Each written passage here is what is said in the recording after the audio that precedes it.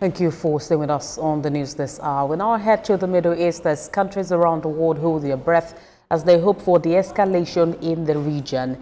Israel has now carried out airstrikes across Gaza as humanitarian crisis deepens and pressure mounts for a ceasefire.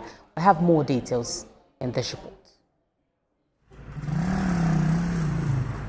A wave of Israeli airstrikes has hit Gaza City, once again plunging civilians into fear and chaos.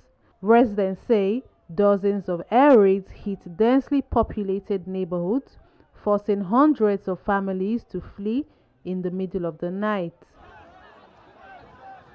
The Israeli army had warned of the strikes, issuing one of the largest evacuation orders since the war resumed in March. Despite the warnings, many displaced families say they have nowhere safe to go. One of the strikes hit a school, sheltering displaced families. Another in Al-Shati camp left 5 people dead and dozens injured. Many of the wounded were rushed to Al-Ahli hospital. Activists posted videos showing fireballs in the sky, thick smoke rising over rooftops, scenes now tragically familiar. Meanwhile, Prime Minister of Israel Benjamin Netanyahu is facing mounted pressure both at home and abroad to pursue a new ceasefire deal. Some former Israeli generals warn the military campaign may be nearing its limits, fearing a drawn-out guerrilla war could cost more civilians and soldiers' lives.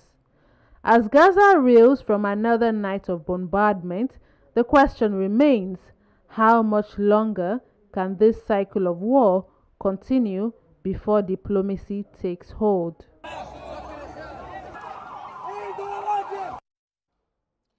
And Egypt is calling for calm in the Middle East as tensions remain high between Iran and Israel. Foreign Minister Badr Abdulati made the appeal in a phone call with the U.S. Special Envoy for the Middle East, Steve Witkoff. He asked both sides to honor the ceasefire and avoid further escalation. He also called for a renewed ceasefire deal in Gaza, the release of prisoners, and the urgent delivery of humanitarian aid to the enclave.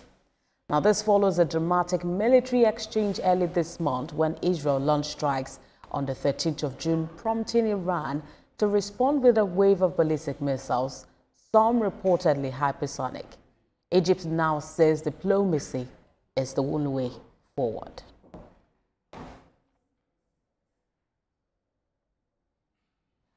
Meanwhile, an Israeli court has cancelled this week's hearings in Prime Minister Benjamin Netanyahu's corruption trial, citing national security concerns. The Jerusalem District Court says it received classified explanations from Netanyahu, Mossad, and military intelligence officials, and also agreed he needs time to focus on current crisis. The postponement comes days after U.S. President Donald Trump called for the trial to be scrapped, calling it a witch hunt and suggesting it undermines Netanyahu's ability to negotiate with Hamas and Iran. The Prime Minister, indicted in 2019, denies all charges and insists that the case is politically motivated. Meanwhile, Britain's High Court has ruled it is lawful for the United Kingdom to continue exporting F-35 fighter jet parts to Israel, even though it acknowledges those parts could be used in violations of international humanitarian law.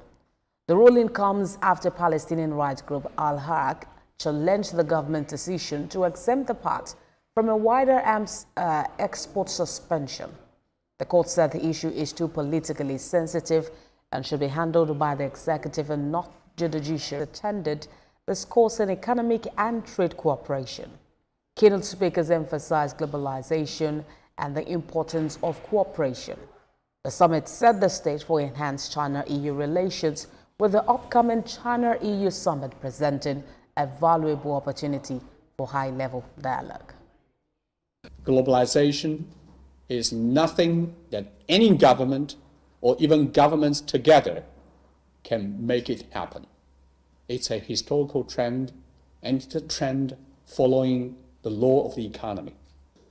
Whether other doors in other parts of the world will remain open or shut, we will continue to open our doors and open our doors even wider. So this will be a great moment to develop this relationship. Both China and the European Union are very important global actors. And I repeat, if they decide to work together, the world will become